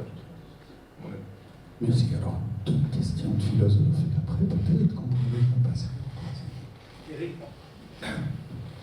Oui, ma question elle touche à la discussion qu'on vient d'avoir, c'est-à-dire, moi j'avais le sentiment, justement, vous avez pris la question de la liberté par la force des choses, et puis voilà, votre ancrage d'abord par celui de la création dans des contraintes, et puis on peut les lister. Et puis c'est vrai que ma première réaction, elle était un peu comme la vôtre, c'est-à-dire, ou bien comme la question de Michel avec la vie bonne, c'est-à-dire qu'au fond, l'horizon de faire un objet dans lequel soit on vit, soit on voit les œuvres d'art, soit etc., c'est les gens. Donc la question de l'horizon, pour moi, la question de la liberté, si on doit l'interroger à partir de l'architecture, c'est, et ça je m'adresse en tant qu'architecte, comment vous pensez la liberté de ceux qui vont vivre, mais tu le disais en disant il n'y a pas de science qui permettrait de connaître. Et bien justement, l'humour social il est un petit peu fourre-tout, c'est un enjeu politique, économique, parce que voilà. Bon, alors ça c'était la première chose, la liberté elle se situe à ces deux niveaux. La deuxième chose, c'est les types d'objets sont très très différents justement. Quand on voit des villas de maître bien nommées, et comme par hasard, un exemple que vous avez mis en avant, que j'ai trouvé aussi intéressant, c'est une coopérative. Et c'est quelque chose qui naît au début du XXe siècle, vous disiez, à Zurich. Il y a une coopérative, vous voyez, un collectif, et donc quelque chose, et puis des situations, vous disiez, des structures sociologiques familiales déjà qui sont prises en compte. Parce que, alors ça j'ai trouvé très intéressant. Et comme contre-exemple, je me souviens, ça s'appelle la Cité radieuse, le frère de Corbusier. C'est extrêmement, parce que justement il y a une espèce de, c'est fonctionnel, c'est presque, bon c'est facile aujourd'hui de tirer sur l'ambulance, mais c'est vrai que la Cité radieuse imaginée par, c'est comme les utopies, enfin c'est une dystopie, il est inquiétant. Enfin, moi quand on montre quelque chose, et en particulier quand je lis quelque chose sur Le Corbusier, je trouve ça flippant. C'est pas seulement que c'est froid, mais c'est flippant. Et ça dit quelque chose qui est encore présent, et que j'entends encore en termes de rationalité, et puis de la pensée haute, justement.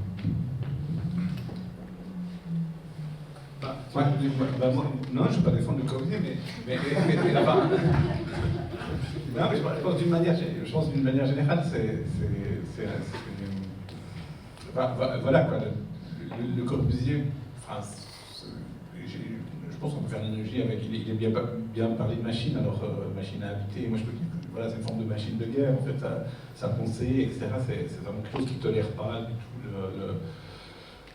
l'opposition en quelque sorte. Il y a vraiment une forme de radicalité, mais c'est intéressant parce qu'il y a quand même aussi du génie chez Le Corbusier. En fait, la cité radieuse, il y a une dimension provocatrice évidemment derrière cette idée de dire ah ben voilà, moi j'ai inventé cette cité où tout le monde se trouve bien, mais quand même dans la cité radieuse on se trouve pas mal en fait, parce que si on prend l'immeuble du Fada, c'est assez rigolo parce qu'en fait lui il va plutôt parler de la cité radieuse et les personnes à Marseille qui habitent une de ces unités d'habitation, elles parlent de l'immeuble du Fada. En fait c'est intéressant de voir comment il y a une appropriation quand même plus maligne finalement de la population que de Le Corbusier lui-même sur finalement ce qu'est ce bâtiment, parce que c'est justement pas que de la rationalité. Et en fait, si on va à Marseille, on ne trouve pas de personne qui laisse son appartement en fait.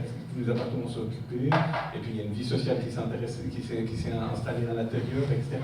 Donc, de nouveau, on peut pas dire que voilà, tout est à condamner ou tout est à garder, mais par contre, justement, dans cette manière qu'avait Le Corbusier d'asséner sa vérité, là, je pense qu'il y a quelque chose de problématique et qui, des fois, justement, jette une ombre sur la part intéressante de son travail. Et je crois que aussi, il ne faut pas donner trop de pouvoir aux architectes. Hein. Quand on parle d'architecte demi-heure, c'est une plaisanterie. Franchement, c'est l'expression d'une époque aussi. La manière de s'exprimer avec Le Corbusier, tellement lapidaire, tellement définitive, c'est une époque.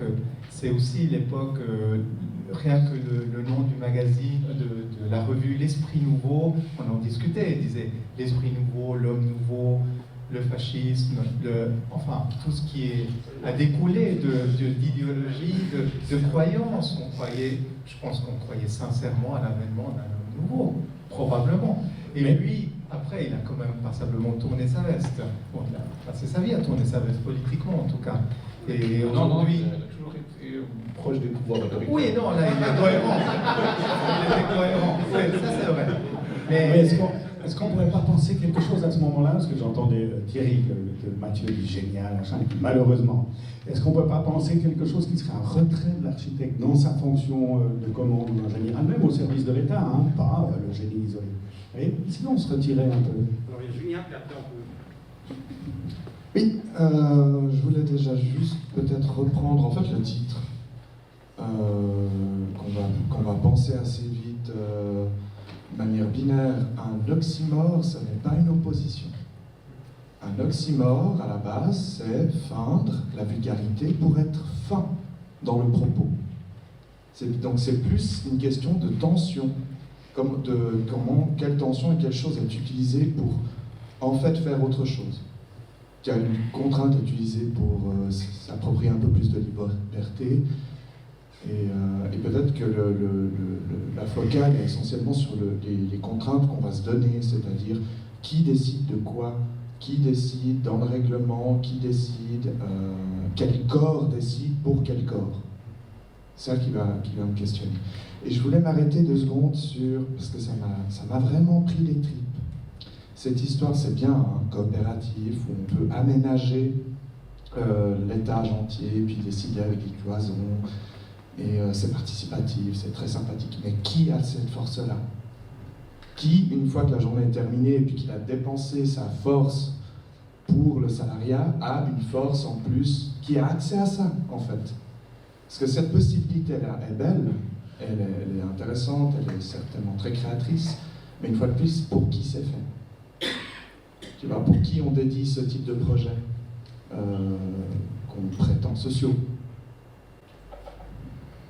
Disons, c'est intéressant parce qu'il y a un autre exemple assez connu à Zurich, justement, où ça va à une échelle encore plus grande en fait. C'est pas des logements, c'est pas des appartements qui ont été laissés bruts et que des personnes vont aménager. C'est vraiment tout un étage d'un bâtiment qui a été laissé à la disposition tout d'un coup d'un collectif qui était plutôt un collectif qui vivait un petit peu de manière marginale comme ça. Et puis on a dit amenez votre marginalité à l'intérieur de ça. Et il y a un côté vraiment ultra difficile quoi, parce que ça fait presque un peu.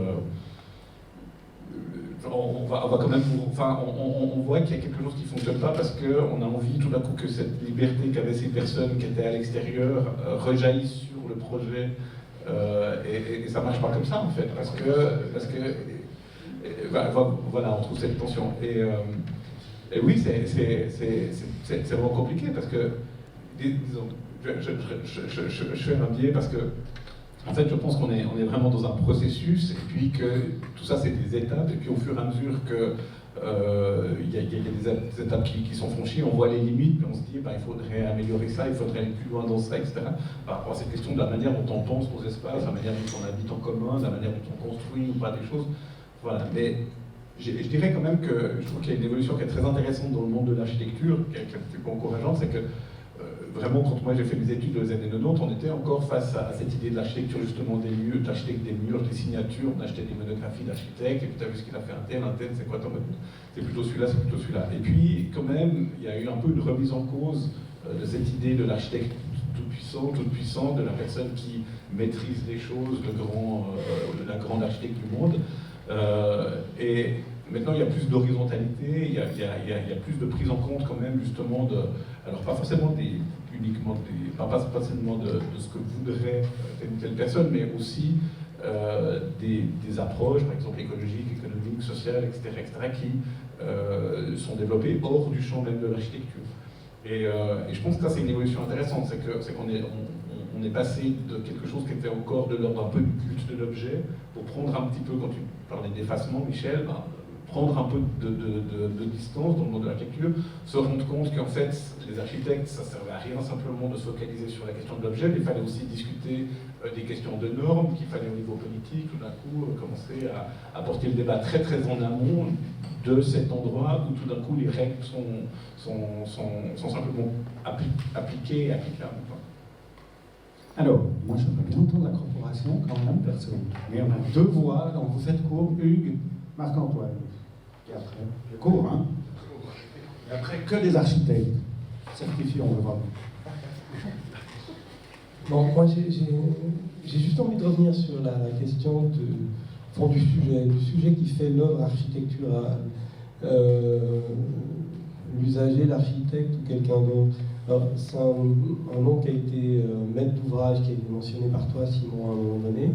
Et il me semble que ce personnage joue quand même un rôle beaucoup plus important que ce qui a été dit. C'est-à-dire que c'est quand même effectivement lui qui fixe vraiment les contraintes économiques, les contraintes d'exploitation de l'espace. Et donc on est toujours on est autour de la question de qui décide, qui prend les décisions structurales fortes. Moi j'aurais tendance à répondre c'est massivement le maître d'œuvre, le maître d'ouvrage, et l'architecte est celui qui vient exécuter la volonté du maître d'ouvrage de façon générale. L'interpréter, lui donner forme, ce qu'on dira.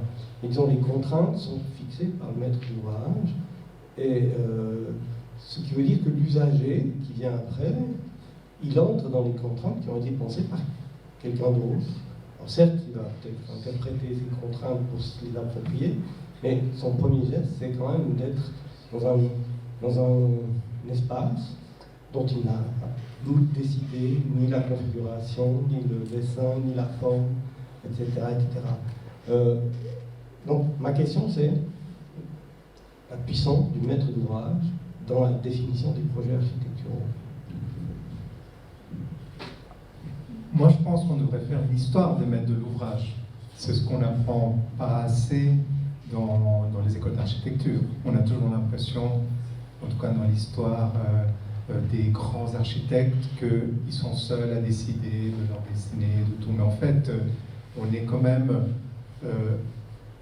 c'est une œuvre collective. Si au début de la conférence on parlait de ce duo, c'est vrai, il y a vraiment le maître de l'ouvrage, donc ça peut être aussi la société, le maître de l'ouvrage. La coopérative, c'est une expression d'une certaine part de la société qui veut arriver à un certain résultat. Cette expérience à Zurich, elle est vraiment le témoin d'une volonté collective, d'avoir quelque chose de novateur, de différent. Mais vous direz aussi, c'est quelque chose qui est complètement dessiné par des architectes. Peut-être c'est pour ça qu'elle nous fascine aussi, parce que c'est une expérimentation. On dira que le choix de l'habitant, c'est de pouvoir peut-être choisir dans quel appartement on va habiter, ou dans quelle configuration se sent le mieux. C'est vrai qu'aujourd'hui, ça paraît difficile de penser à ça, quand trivialement, il y a un taux de vacances de 0, je ne sais pas comment, personne se dit, je vais choisir le meilleur appartement où je me sens le mieux. Non, on prend celui où on nous accepte éventuellement. Donc, faut pas non plus le rôle de l'architecte, quand vous lisez des récits d'architectes des années 50, aujourd'hui, il n'a fait que s'amoindrir. Si vous voyez une fois la position de l'architecte dans des organigrammes de décisionnels pour des grands ouvrages, on est au niveau, enfin, c'est pas pour péjoratif avec d'autres corps de métier, mais normalement, l'architecte, ça devrait être le chef d'orchestre. Mais il est un soliste parmi d'autres, souvent. Marc-Antoine, et puis après Oui, j'avais une petite question, c'est à propos du projet de refonte, de restructuration de la zone de la Rasut, justement, l'avenue de la Rasut, qui est depuis la tour 24 heures, qui est avant une grande avenue, qui est maintenant une toute petite avenue de 100 mètres. Et puis ils sont en train de vouloir refaire justement tout le quartier de la gare en gardant l'ancienne poste, et puis en gardant les bâtiments CFF qui sont à l'avenue de la gare.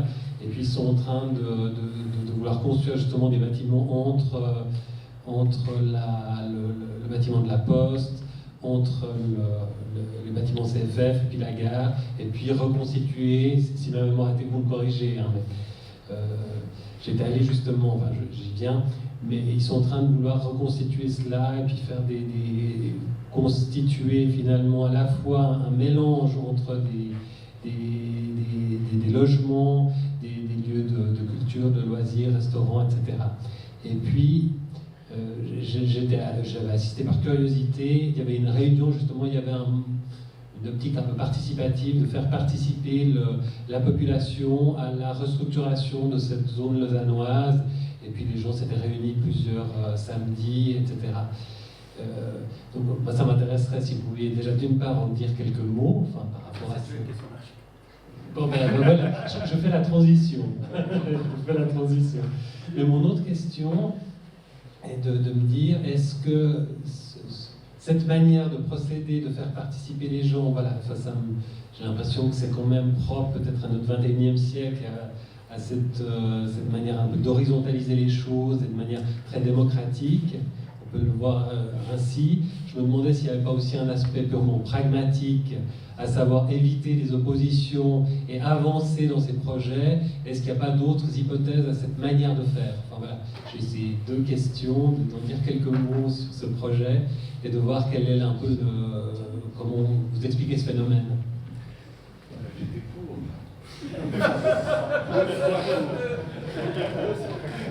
Oui.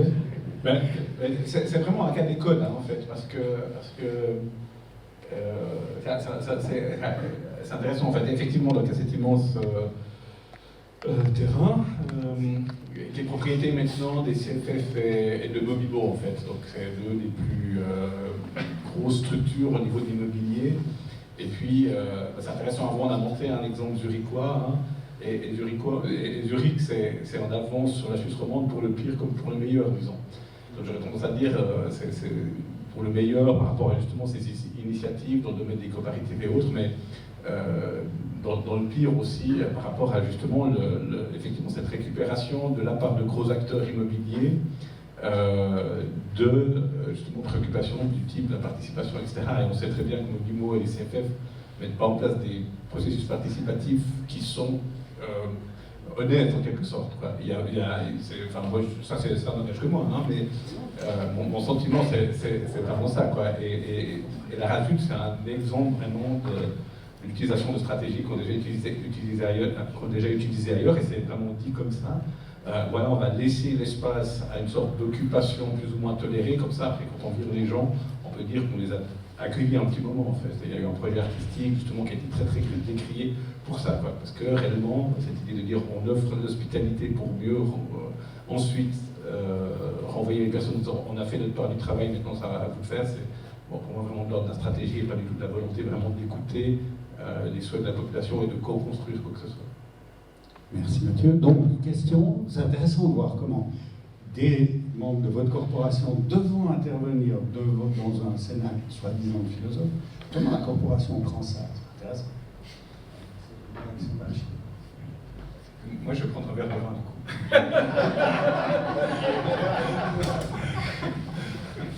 On va durer jusqu'à les 20. Non, je voulais vous provoquer un peu en citant Brigitte qui disait l'art naît de contraintes, vit de lutte et meurt de liberté. C'est la philo, je suis désolé.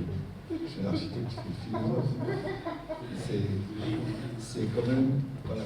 Donc, ça m'étonne que vous n'ayez pas mentionné cette citation qui a été au cœur de notre formation. Bon, question. Et donc, non, pas question. Et c'est pas une question, c'est une réflexion, mais qui demande une réaction. Est-ce qu'on parle, parce que j'ai beaucoup aimé votre intervention tout à l'heure sur l'oxymore, d'opposer l'architecture à la liberté, on pourrait opposer le droit à la liberté, on pourrait opposer la médecine à la liberté, on peut opposer n'importe quel champ à la liberté, c'est très bien, mais au fond, est-ce qu'on n'est pas en train d'interroger précisément ce que c'est que l'architecture, ou éventuellement ce qu'est l'architecte? Et l'architecte, c'est un métier qui a été inventé à la Renaissance, mais on parle d'architecture depuis l'Égypte, depuis les temps mémoriaux, on parle d'architecture vernaculaire sans architecte. Donc on pourrait parler de l'architecture et non de l'architecte. Et qu'est-ce que vous en pensez de ça? Ça rejoint un peu ce que je disais, c'est une architecture sans architecte. Alors, c'est assez intéressant parce que. Je rejoins la question de madame par rapport à ce qu'il veut dire. Alors, moi, je pose une question aux architectes. Est-ce que ça existe encore l'architecture vernaculaire en Suisse, par exemple? Et c'est assez rigolo. Non, c'est assez marrant parce qu'on commentait récemment, justement, avec mon associé, il devait relever un chalet en Valais, fait dans les années 70. Construit n'importe comment, franchement n'importe comment. Vraiment à rebrousse-poil du bon sens de l'architecture vernaculaire, où il y a un savoir ancestral, on peut dire, mais qui, la plupart du temps, n'existe plus, en fait. Si l'architecture vernaculaire, c'est des gens de la Terre, quel est le pourcentage des gens de la Terre, entre guillemets, en Suisse? C'est quoi, 5%? Même pas. 5% de paysannerie qui serait censé avoir cette culture vernaculaire, cette culture, ce savoir de comment on fait avec les ressources locales, etc., dans une tradition qui s'est perdue, on peut le dire. Il y a des endroits où ça existe encore, l'architecture vernaculaire. Donc, cette architecture-là qu'on admire tous, d'ailleurs, nous, notre premier exercice d'école, d'ailleurs, ça a changé, c'est assez intéressant de voir comment l'architecture est enseignée à travers les années. Notre premier exercice, notre génération, parce qu'ils sont de ma génération quand même, c'était faire un habitat vernaculaire. C'était l'entrée en matière à travers l'étude de l'architecture vernaculaire. Aujourd'hui, ils ne font pas du tout ça comme ça. C'est une autre dimension qui est explorée. Et ça interroge. Pourquoi en France, on se pose toujours la question, pourquoi en France il y a eu un tel perte de savoir-faire, en quelque sorte, de la tradition de la construction? Il y en a qui disent que la Première Guerre mondiale a décimé véritablement tous les corps de métier de la construction. Combien de millions de morts? Ce n'étaient pas des intellectuels qui allaient se battre sur le feu. C'était les maçons, les paysans. Et après la guerre, la deuxième, il fallait reconstruire. On a recouru massivement à la construction industrielle. Enfin, toute l'histoire. Mais cette authenticité, parce qu'au fond, on recherche une forme d'authenticité souvent. Authenticité ou remettre en évidence en tout cas une meilleure perception du monde. Il y en a qui disent l'architecture pour avoir une autre perception du monde. C'est en fait ce que recherchaient les modernes aussi, non? Même le Corbusier, il est pratique parce que malgré il parlait bien de ce qu'il faisait d'une certaine manière, mais c'était vraiment un autre regard sur le monde. Le banal. Le banal, oui. Mais quelle banalité? La banalité de Rambach et de Leroy Martin. C'est homologique du peuple. Et disons, démarche participative. Disons, justement, cette histoire d'architecture vernaculaire, non, enfin, j'ai parlé de Kéré avant, et puis c'est exactement ça, c'est le fait que maintenant dans le champ de l'architecture, on fait plus cette distinction entre architecture, disons, savante et architecture vernaculaire. Kéré, c'est ça, c'est un architecte burkinabé qui a fait ses études en Allemagne, et puis qui va utiliser la tradition architecturale burkinabé et la mêler avec le savoir technologique qu'il a acquis dans des universités européennes. Donc, en fait, cette distinction, qu'est-ce qui est vernaculaire, et d'aller du vernaculaire en première année vers d'autres formes d'architecture, je pense que ça, c'est une gradation qui maintenant est désuète, en fait. Et voilà, et je pense que c'est vraiment un des enjeux, de dire qu'il n'y a pas une bonne architecture, une mauvaise architecture, l'architecture des personnes qui savent et celles qui ne savent pas. Mais en même temps, il s'agit quand même d'articuler justement la manière d'avancer quand on réalise une construction, en fait. J'aime bien quand tout à coup on s'envoie des mots et des grands mots. D'habitude, c'est nous. La dernière intervention, après on change de registre. Ça ne veut pas dire qu'on s'interrompt, parce qu'on prend un registre plus libre. Vous voyez, les gens peuvent sortir et voir. Oui, je vais quand même relancer sur parce que c'est une question de fond sur le rôle de l'architecte aujourd'hui que Madame a posé. C'est quoi que vivre bien et qu'est-ce qu'on demande aux gens, dans quoi ils veulent vivre. Et puis la réaction, la première question, elle est vraiment emblématique d'un architecte, c'est celui qui fait des boîtes qui s'empilent. Et quand je dis banal pour vous provoquer un peu, c'est parce que je fais juste référence à quelqu'un qui vient de décéder, qui était un de nos maîtres, Martin Steinmann, mais il faisait l'apologie de l'architecture où on oublie l'architecte. Au fond, on est maintenant dans une tendance dans notre société où on va redemander aux gens, ceux qui vont vivre là, au fond, ce qu'ils veulent. Et si l'architecte, et la tendance dans l'enseignement aussi, et je pense que le prix de Kéré aujourd'hui, il est lié à ça, c'est une reconnaissance que le quotidien, le banal, est une valeur extrêmement importante. Puis que l'humilité de l'architecte aujourd'hui, c'est de reconnaître ça. Et que son rôle, c'est le chef d'orchestre, comme tu l'as dit ici, c'est d'être simplement un chef d'orchestre qui met en œuvre les choses pour correspondre à celui qui l'a invité. Au fond, de créer une scène propre à recevoir l'usage qui va venir. Simplement un chef d'orchestre, c'est pas si... Moi, je ne maîtrise pas effectivement le sens exact du mot oxymore, mais simplement un chef d'orchestre, je pense que c'est au peu de l'oxymore, en fait. Et non, moi, déjà, cette idée de l'architecte chef d'orchestre, pour moi, ça marche plus du tout, en fait. C'est-à-dire que c'est une personne qui arrive avec un certain nombre de compétences et qui sont justement, comme à mon sens, à horizontalité avec d'autres formes de compétences. Et cette idée que tout d'un coup, lui, il a la vision globale et lui arrive à mettre en musique ce que chaque personne arrive à faire individuellement sans donner sens à la pratique individuelle par soi-même, ça ne marche plus pour moi, en fait. Et je vais comme juste... Il y a une cour, voilà.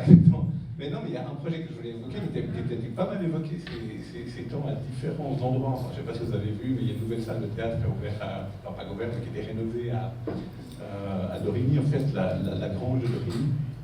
Il y avait toute une série d'interventions, notamment autour de la ZAD du Mormont, en fait. Et puis là, je pense que vraiment, il y a eu un terrain qui était de l'ordre justement du participatif, où il y avait justement beaucoup d'architectes. Moi, je connais plusieurs qui étaient là-bas en tant qu'architectes, mais vraiment quelque chose de très horizontal. Il y a quelque chose qui a été vraiment construit, qui correspondait vraiment à un projet, là, en l'occurrence participatif.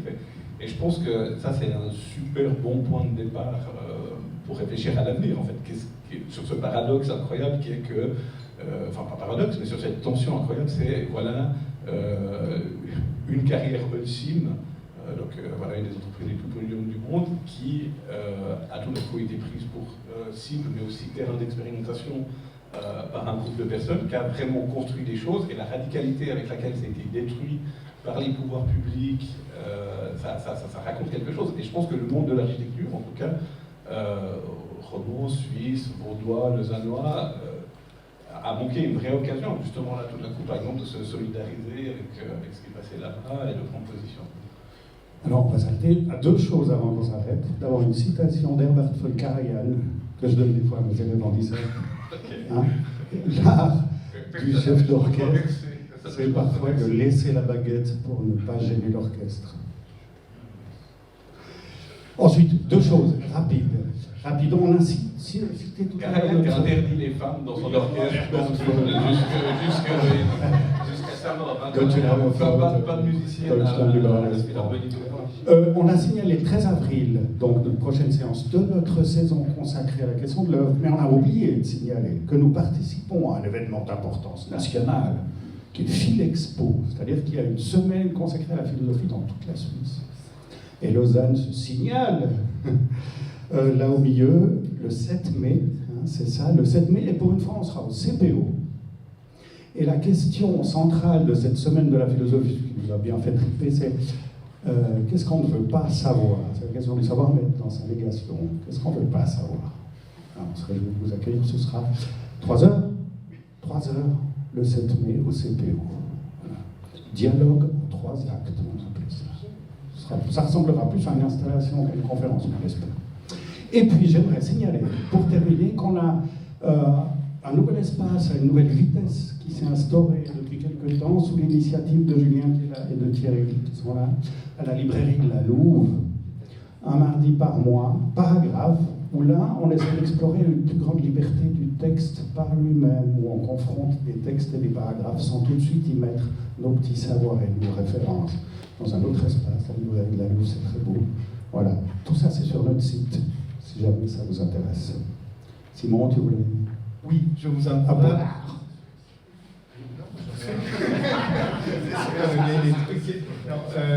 Non, je vous encourage vivement à aller voir cette exposition à la Rasut sur les concours d'architecture. C'est vraiment une exposition grand public et que vous preniez conscience de que c'est vraiment une particularité suisse, le concours tel qu'il se pratique dans l'anonymat. C'est pas truqué, il n'y a pas de combine. Pas une question. Là, pour preuve, c'est souvent des jeunes inconnus qui sortent de l'école des fois, qui gagnent des énormes concours, ce qui n'arrive nulle part ailleurs au monde. Et là, vous avez un beau panachage de vraiment de tout ce qui s'est fait de remarquable ces dernières années, un peu en Suisse. Et j'insiste parce que c'est une institution qui est un peu battue en brèche ces derniers temps par les collectivités publiques, parce que c'est compliqué, parce que ça demande beaucoup de discussions, etc. Donc, on a pu peut-être avoir l'impression qu'on critiquait l'institution du concours, mais en tant que tel, ça reste quand même le moyen le plus vertueux pour faire de la bonne architecture, si on peut dire comme ça. Voilà. Et un espace de liberté. Et un espace de liberté. C'est intéressant de constater que dans le concours, il y a les mêmes contraintes pour tout le monde, le même entourage pour tout le monde, les mêmes utilisateurs. On a quand même une façon de faire différente. Après qu'on prime les mêmes qui se ressemblent, ça c'est un autre problème. Merci.